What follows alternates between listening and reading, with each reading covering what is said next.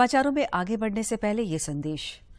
दर्शकों से अपील है कि कोविड से सुरक्षित रहने के लिए कृपया इन 4 सरल उपायों का पालन अवश्य करें।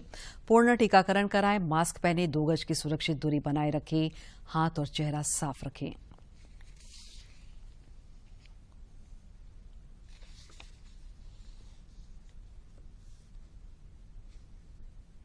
और अब समाचार विस्तार से। प्रधानमंत्री नरेंद्र मोदी की अध्यक्षता में आयोजित नई दिल्ली में हुई केंद्रीय मंत्रिमंडल की बैठक में लक्षित सार्वजनिक वितरण प्रणाली के माध्यम से फोर्टिफाइड चावल के वितरण योजना को मंजूरी प्रदान की गई। बैठक की जानकारी देते हुए सूचना और प्रसारण मंत्री अनुराग ठाकुर ने बताया कि लगभग 2,700 करोड़ रुपए प्रति वर्ष चावल के फोर्टिफिकेशन की पूरी लागत केंद्र द्वारा वहन की जाएगी।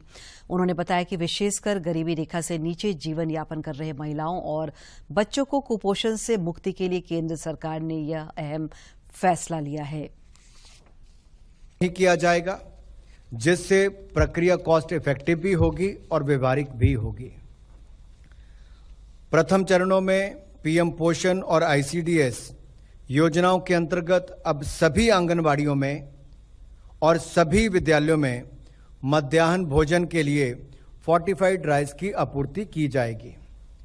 द्वितीय चरण में मार्च 2023 तक 112 aspirational districts, 250 high burden districts में नेशनल फूड सिक्योरिटी एक्ट में के अंतर्गत आने वाले राशन दुकानों पर आपूर्ति किए जाने वाले चावल तथा अन्य कल्याण योजनाओं के अंतर्गत आपूर्ति किए जाने वाले चावल का 100% फोर्टिफिकेशन सुनिश्चित किया जाएगा।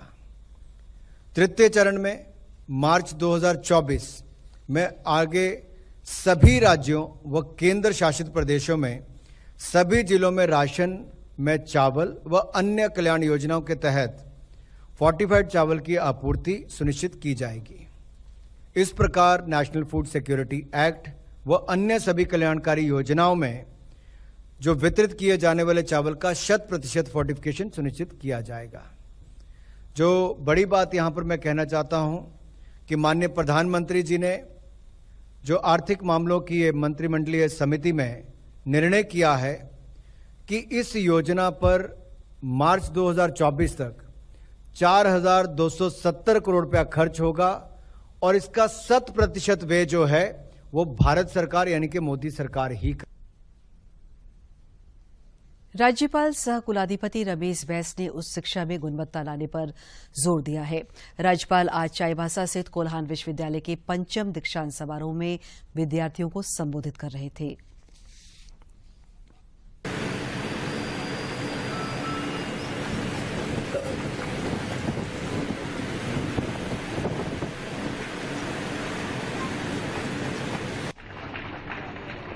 मानविकी संकाय अध्यक्ष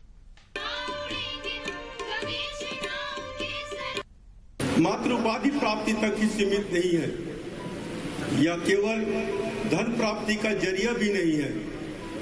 शिक्षा मनुष्य को चरित्रवान बनाने के साथ साथ उत्तम नागरिक भी बनाने का कारगर साधन है।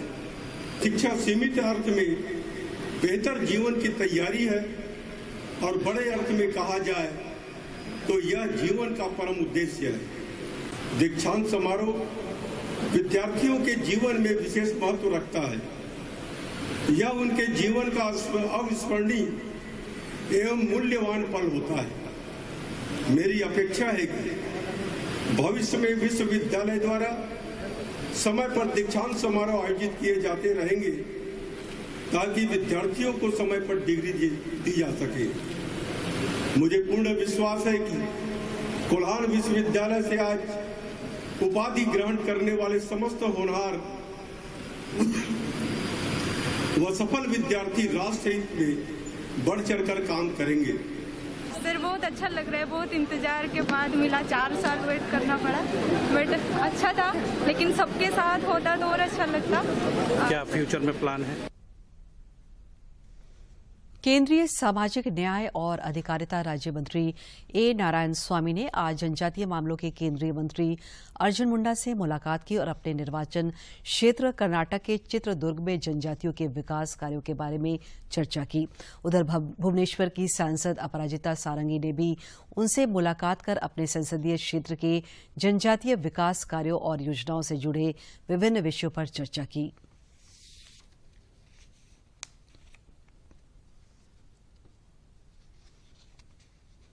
देश भर में कोरोना के दैनिक और सक्रिय मामलों में लगातार कमी हो रही है।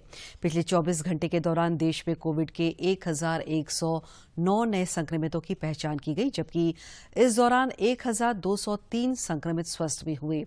केंद्रीय स्वास्थ्य मंत्रालय के अनुसार देश में कोविड के 11,492 सक्रिय मामले शेष हैं।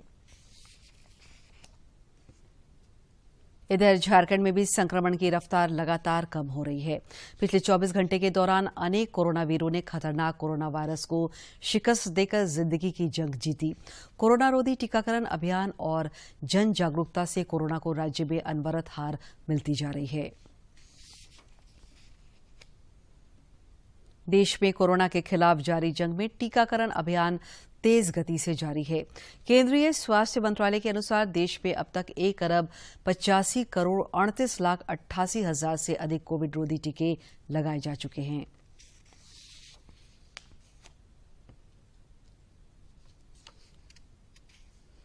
कोडरमा के कर्मा में बन रहे मेडिकल कॉलेज का निर्माण कार्य काफी धीमी गति से चल रहा है। शिलान्यास के बाद 3.5 सालों में महज 18 से 20% काम हो पाया है। निर्माण कार्य की धीमी प्रगति देख केंद्रीय शिक्षा राज्य मंत्री अन्नपूर्णा देवी ने नाराजगी जताते हुए कार्य में तेजी लाने का निर्देश दिया है। प्रधानमंत्री नरेंद्र मोदी ने 23 सितंबर 2018 को रांची से ऑनलाइन कोडरमा में बन रहे इस मेडिकल कॉलेज की आधारशिला रखी थी। 2019 में इसके निर्माण का कार्य शुरू हुआ, लेकिन 3 सालों के बाद महज 20% काम होना लापरवाही को दर्शाता है। निर्माण कार्य की धीमी प्रगति देख केंद्रीय शिक्षा राज्य मंत्री अन्नपूर्णा देवी ने संज्ञान लिया और निर्माण कार्य की धीमी प्रगति पर नाराजगी जताते हुए कार्य में तेजी लाने का निर्देश दिया है। क्या परेशानी है, आज एक बार उन लोगों से भी बात करेंगे कि क्या वजह है कि इतनी हाँ बिल्कुल, और कि क्यों इतना धीमा काम चल रहा है, काम की प्रगति के में धीमी क्यों है, इसके लिए उससे रिव्यू भी करेंगे और जहाँ कहीं भी परेशानी हो रहा है कोशिश करेंगे कि उस पर उस समस्या का उसका निष्पादन भी करना। जिले के उपायुक्त आदित्य रंजन ने भी निर्माण कंपनी को हर संभव मदद के साथ कार्य में तेजी लाने का निर्देश दिया था। उन्होंने कहा कि कर्मा मेडिकल कॉलेज के निर्माण में धीमी प्रगति को लेकर स्वास्थ्य सचिव को भी पत्राचार किया गया है। तो उनका समन्वय स्थापित करा के बालू भी उपलब्ध कराने का जिला प्रशासन ने कोशिश करा है। तो हर तरह से हम लोग कोशिश कर रहे हैं, किंतु गति में जो है उतना सुधार नहीं हुआ है और इसके लिए हम लोगों ने माननीय अपर मुख्य सचिव महोदय स्वास्थ्य विभाग को भी इसके लिए कहा है और वो भी इस विषय में काफी चिंतित है। उनके द्वारा भी लगातार फॉलोअप किया जा रहा है। निर्माण कार्य में लगी कंपनी सिम्प्लेक्स के प्रोजेक्ट हेड एस कुंड्रो इसके लिए कोरोना काल का हवाला दे रहे हैं। उन्होंने बताया कि इस प्रोजेक्ट के लिए उन्हें 550 दिनों का समय विस्तार मिला है और इस अवधि में तेजी से निर्माण कार्य पूरा कर लिया जाएगा। मोबिलाइज करके काम स्टार्ट करके ऐसा पोजीशन में आया है। प्लस नॉट ओनली कोविड, उसके छोड़ के और भी कुछ प्रॉब्लम्स था, सब मिला के इसलिए हमें 505 डेज का एक्सटेंशन मिला हुआ है। कोडरमा के कर्मा में 30 एकड़ भूभाग पर तकरीबन 383 करोड़ की लागत से 100 सीट वाले मेडिकल कॉलेज के अलावे 300 बेड वाले मेडिकल कॉलेज अस्पताल का निर्माण किया जाना है। गौरतलब है कि जब इस मेडिकल कॉलेज का शिलान्यास हुआ था तब मार्च 2022 तक इसका निर्माण कार्य पूरा कर लेने का लक्ष्य निर्धारित किया गया था। दूरदर्शन समाचार के लिए कोडरमा से गजेंद्र बिहारी की रिपोर्ट। चारा घोटाले में सजा याफ्ता राजद प्रमुख और बिहार के पूर्व मुख्यमंत्री लालू प्रसाद की जमानत याचिका पर झारखंड हाईकोर्ट में सुनवाई हुई।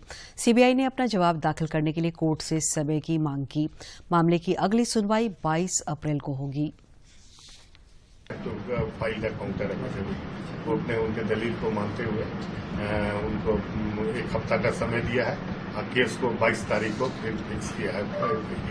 कथित चारा घोटाला से संबंधित डोरंडा कोषागार से अवैध निकासी मामले में आरोपी सजा याफ्ता बिहार के पूर्व मुख्यमंत्री लालू प्रसाद की जमानत याचिका पर आज झारखंड उच्च न्यायालय में माननीय न्यायमूर्ति अपरेश कुमार सिंह की अदालत में सुनवाई हुई।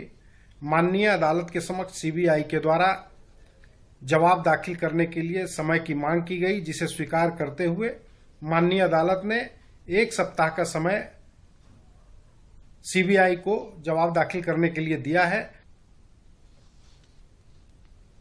राज्य आपदा प्रबंधन विभाग ने रामनवमी को लेकर अपने पुराने गाइडलाइन में संशोधन किया है। आपदा प्रबंधन विभाग द्वारा जारी दिशा निर्देश के अनुसार अब रामनवमी का जुलूस रात्रि 10 बजे तक निकाला जा सकेगा। इससे पहले शाम 6 बजे तक ही रामनवमी जुलूस निकालने का आदेश दिया गया था। रामनवमी पूजा से जुड़े विभिन्न संगठनों ने राज्य सरकार और राज्यपाल से मिलकर समय बढ़ाने की मांग की थी। इधर रामनवमी को लेकर राज्यभर में सुरक्षा के पुख्ता इंतजाम किए गए हैं। जिला प्रशासन की ओर से संवेदनशील स्थानों पर सशस्त्र बलों की तैनाती की गई है। राजधानी रांची सहित हजारीबाग, जमशेदपुर, धनबाद, बोकारो और धनबाद में प्रशासन को विशेष एहतियात बरतने का निर्देश दिया गया है। इस बीच आज रांची के मोरहाबादी मैदान से शहर के विभिन्न इलाकों में पीसीआर और टाइगर मोबाइल के जवानों ने फ्लैग मार्च किया और लोगों से शांति एवं सौहार्द बनाए रखने की अपील की। इस मौके पर रांची के वरीय आरक्षी अधीक्षक सुरेंद्र झा और सिटी एसपी सहित बड़ी संख्या में पुलिस बल के जवान शामिल थे। पलामू प्रमंडल के आयुक्त जटाशंकर चौधरी ने रमजान और रामनवमी पर्व को लेकर लोगों को शुभकामनाएं दी हैं। उन्होंने कहा कि आगामी पर्व त्योहारों को लेकर विधि व्यवस्था चुस्त दुरुस्त करने के लिए बड़ी संख्या में पुलिस पदाधिकारियों एवं दंडाधिकारियों की नियुक्ति की गई है। रमजान उल मुबारक महीने के पहले जुमे की नमाज आज राज्य भर के विभिन्न मस्जिदों और दरगाहों में अकीदत के साथ अदा की गई। कड़ी धूप होने की वजह से मस्जिद कमेटी ने नमाज अदा करने के लिए चटाई की व्यवस्था की थी। मस्जिद में जगह नहीं मिलने पर नमाजियों को सड़क पर नमाज अदा करने की भी कमेटी की ओर से व्यवस्था की गई थी। इधर जुमे की नमाज को लेकर सुरक्षा का पुख्ता इंतजाम किया गया था। शहर के प्रत्येक मस्जिदों के बाहर पुलिस फोर्स की तैनाती की गई थी। चैत्र नवरात्र का आज 7वां दिन है। नवरात्र के 7वें दिन आज देवी दुर्गा के मां कालरात्रि स्वरूप की पूजा अर्चना की जा रही है। इधर राजधानी रांची समेत राज्यभर में वासंतिक नवरात्र को लेकर आज पूजा पंडाल के पट खोल दिए गए हैं।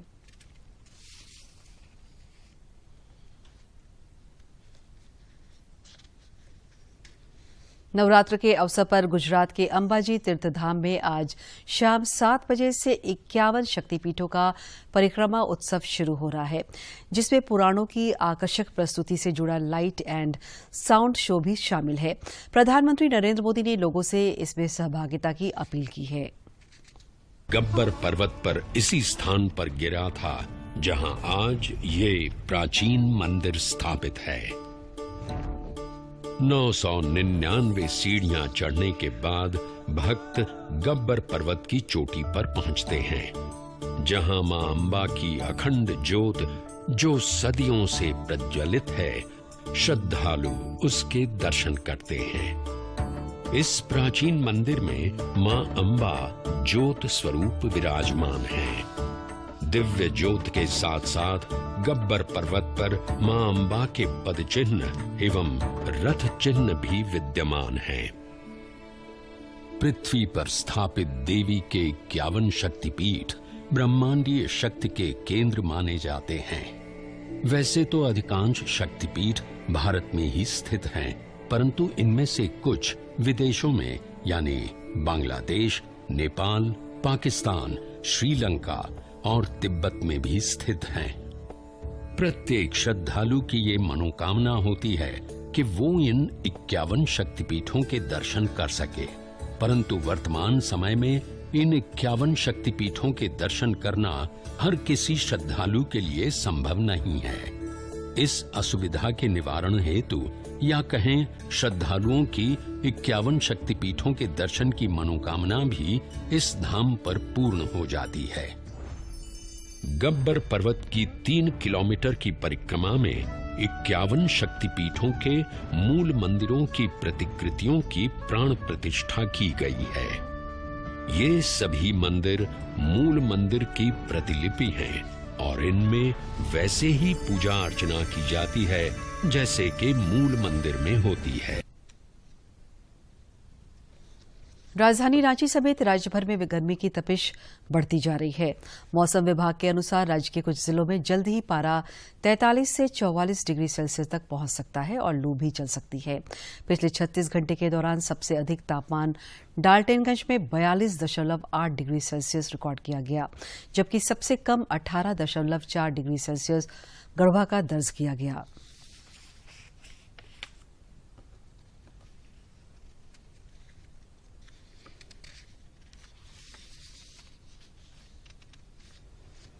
नवाचार को बढ़ावा देने की प्रधानमंत्री नरेंद्र मोदी की सोच का अब सकारात्मक परिणाम आने लगे हैं।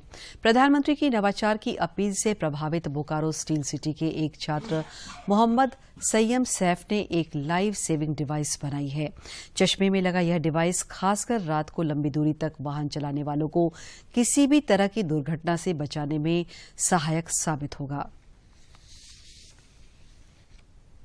प्रति प्रधानमंत्री की सोच को धरातल पर उतारने के लिए नीति आयोग के माध्यम से स्कूलों में अटल टिंकरिंग प्रयोगशाला स्थापित किया गया और अब उसके परिणाम भी नजर आने लगे हैं।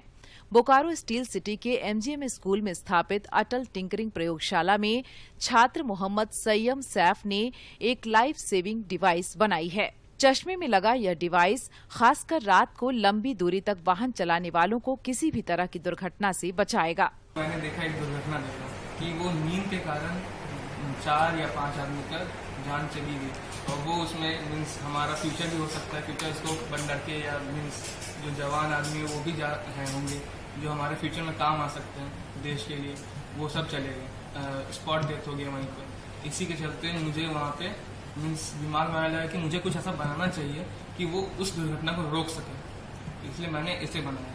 इस डिवाइस को बनाने में मात्र 2 से 2,500 रुपए खर्च हुए हैं।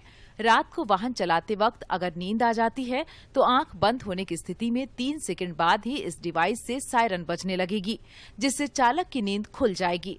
यह डिवाइस इंफ्रारेड सेंसर के माध्यम से आंख की रेटिना से जुड़ा रहता है। अगर 3 सेकंड से ज्यादा हो गया, अगर प्लग झपका हुआ बंद है तो वो बजना स्टार्ट कर देगा और फिर वो एक बड़ा दुर्घटना से बचा सकता है आदमी को और राह चलते आदमी को बचा सकता है कि उसका जान ना जाए, क्योंकि गाड़ी कभी मीन्स आम राह चलते आदमी को भी मार देती है और वो भी मरते हैं और आदमी को भी मार देते हैं। एमजीएम स्कूल की प्रधानाचार्य रेजिसी वर्गीस ने बताया कि अटल टिंकरिंग प्रयोगशाला में कोरोना संकट काल में कई बार वर्कशॉप कराया गया, जिसमें कई स्कूलों के बच्चे शामिल हुए।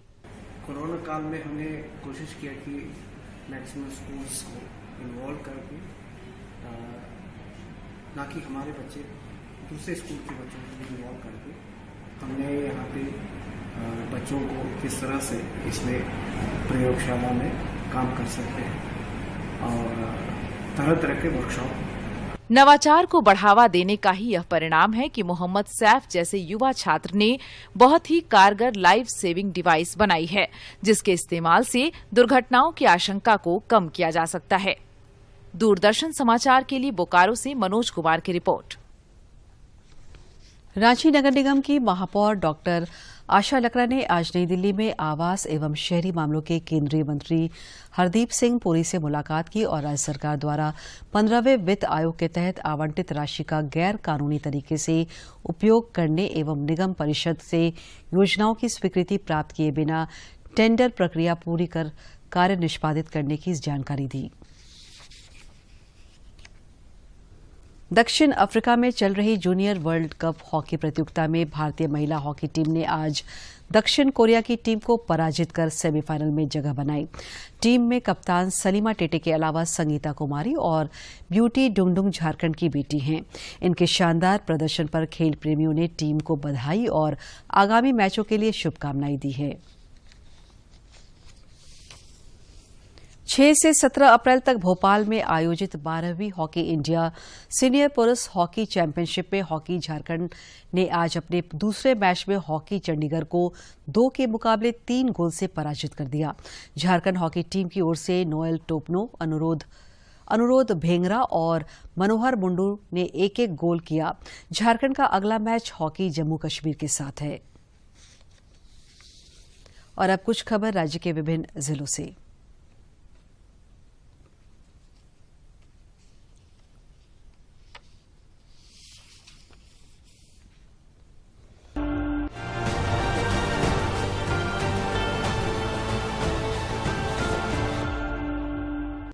विधानसभा अध्यक्ष रविंद्रनाथ महतो ने कहा है कि राज्य एवं देश हित में संविधान के तहत दिए गए अधिकारों की रक्षा के लिए पूर्व विधायक सजग प्रहरी का काम करेंगे। श्री महतो पुराना विधानसभा सभागार में राज्य के पूर्व विधायक परिषद के नवनिर्वाचित सदस्यों को संबोधित कर रहे थे। झारखंड में पंचायत चुनाव की सुगबुगाहट तेज हो गई है। इस सिलसिले में देवघर में उपायुक्त मंजूनाथ भजंत्री ने चुनाव कोषांग की बैठक की। मौके पर उन्होंने कहा कि चुनाव से पहले सभी तैयारियां मुकम्मल कर ली जाएंगी, जिसके लिए आवश्यक दिशा निर्देश दिए जा रहे हैं। रांची जिले के पुंदाग ओपी क्षेत्र में आईएसएम चौक के समीप बोकारो निवासी 20 वर्षीय एक लड़की ने फांसी लगाकर आत्महत्या कर ली। वह पेट्रोल पंप में काम करती थी। पुलिस ने शव को बरामद कर पोस्टमार्टम के लिए भेज दिया है। पलामू के उपायुक्त ने समाहरणालय परिसर में कोरोना काल के दौरान स्वास्थ्य क्षेत्र में बेहतर काम करने वाले शिक्षकों को शॉल, मोमेंटो एवं प्रशस्ति पत्र देकर सम्मानित किया। मौके पर उन्होंने लोगों से शिक्षा के साथ साथ सामाजिक कार्यों में भी हाथ बटाने का आह्वान किया। धनबाद जिले के दिव्यांगजनों को सहजता से दिव्यांग प्रमाण पत्र उपलब्ध कराने को लेकर आज से 30 अप्रैल तक विभिन्न स्वास्थ्य केंद्रों में विशेष शिविर आयोजित किए जा रहे हैं। जिले के उपायुक्त ने शिविरों में जाकर दिव्यांगजनों से अपना दिव्यांग प्रमाण पत्र बनवाने का आह्वान किया है। हजारीबाग की उपायुक्त नैन्सी सहाय ने साप्ताहिक जनता दरबार का आयोजन कर जिले के दूर दराज से आए लगभग 2 दर्जन से अधिक लोगों की समस्याएं सुनी। मौके पर उन्होंने समस्याओं के समाधान को लेकर पदाधिकारियों को आवश्यक दिशा निर्देश दिया। खूंटी जिले में जन शक्ति से जल शक्ति की ओर अग्रसर ग्रामीणों ने अड़की के नर्मदा नदी पर बोरी बांध निर्माण के लिए श्रमदान किया। जिले के उपायुक्त ने कहा कि सुदूर क्षेत्र के लोग जागरूक दृष्टिकोण के साथ विकास के पथ पर अग्रसर हैं। उन्होंने कहा कि सभी के एकजुट प्रयासों के परिणाम स्वरूप जल संरक्षण के उद्देश्य से सक्रिय कार्य जारी है। पलामू के प्रमंडलीय आयुक्त जटाशंकर चौधरी और पुलिस उप महानिरीक्षक राजकुमार लकड़ा ने संयुक्त रूप से रामनवमी पर्व के दौरान विधि व्यवस्था की तैयारियों की प्रमंडल स्तरीय समीक्षा की। आयुक्त एवं पुलिस उप महानिरीक्षक ने रामनवमी त्योहार के दौरान शांति व्यवस्था बनाए रखने एवं किसी प्रकार की आकस्मिक स्थिति से निपटने के संयुक्त निर्देश दिए। लातेहार जिले के उपायुक्त ने रामनवमी के अवसर पर विधि व्यवस्था संधारण के लिए अनुमंडल पदाधिकारी शेखर कुमार के नेतृत्व में बालूमाथ में फ्लैग मार्च किया। इस दौरान उन्होंने लोगों से रामनवमी के दौरान शांति व्यवस्था बनाए रखने का आह्वान किया।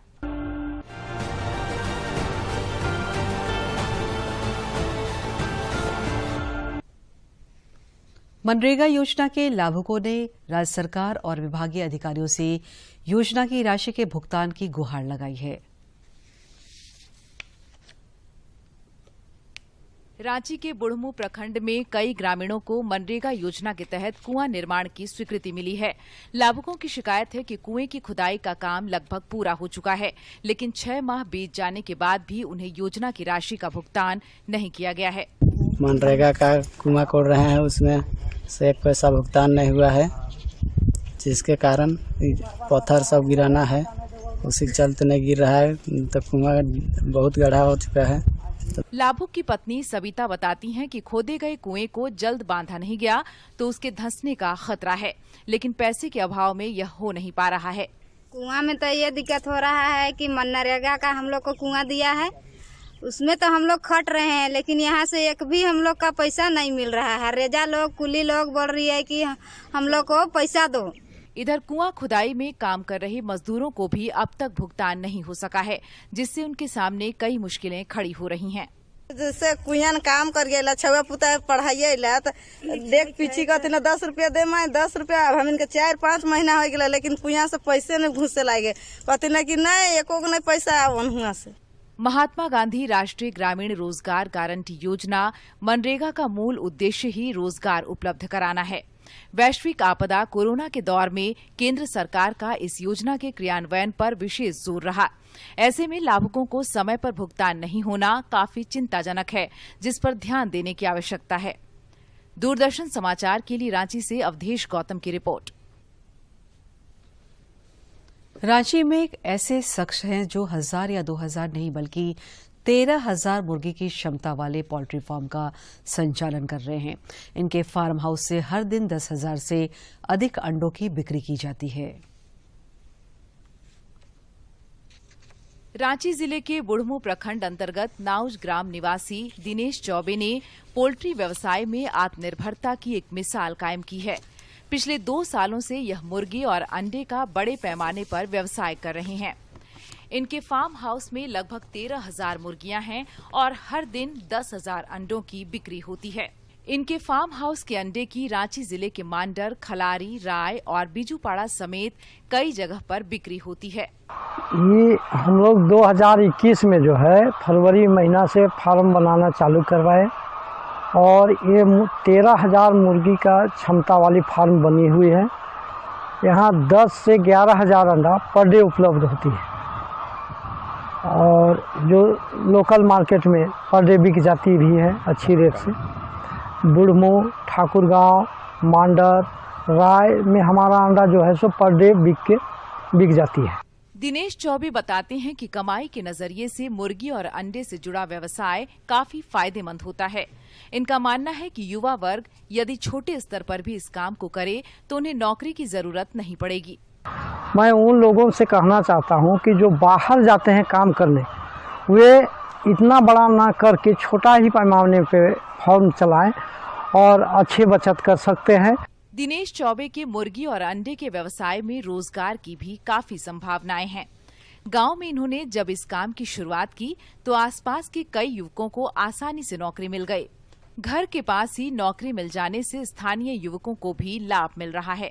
5-6 जन काम करते हैं यहाँ पर, अच्छा लगता है, घर भी सामने है। दिनेश चौबे ने कड़ी मेहनत और लगन के साथ फार्म हाउस में तकनीक का भी भरपूर इस्तेमाल किया है। मुर्गियों को पानी पिलाने से लेकर फार्म हाउस के काम में तकनीक के इस्तेमाल करने से समय की बचत तो होती ही है, लागत में कमी आने से मुनाफा भी अधिक होता है। दूरदर्शन समाचार के लिए रांची से कर्मवीर की रिपोर्ट। प्रधानमंत्री नरेंद्र मोदी इस महीने की 24 तारीख को आकाशवाणी पर मन की बात कार्यक्रम के माध्यम से देश विदेश के लोगों के साथ अपने विचार साझा करेंगे। जनजातीय मामलों के केंद्रीय मंत्री अर्जुन मुंडा ने इस संबंध में जानकारी साझा करते हुए कहा कि इच्छुक लोग प्रेरक कहानियों को इस कार्यक्रम में साझा कर सकते हैं।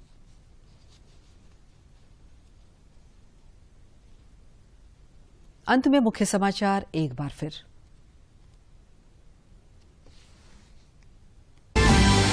केंद्रीय मंत्रिमंडल का अहम फैसला, कुपोषण से मुक्ति के लिए खाद्य सुरक्षा अधिनियम के तहत 2024 तक 100% माइक्रोन्यूट्रिएंट युक्त चावल उपलब्ध कराने का निर्णय। राज्यपाल रमेश बैस ने उच्च शिक्षा में गुणवत्ता लाने की जरूरत पर दिया जोर। चाईबासा स्थित कोल्हान विश्वविद्यालय के 5वें दीक्षांत समारोह को किया संबोधित। रामनवमी और रमजान को लेकर राज्यभर में सुरक्षा के पुख्ता इंतजाम। राजधानी रांची की सड़कों पर सुरक्षा बलों ने किया फ्लैग मार्च।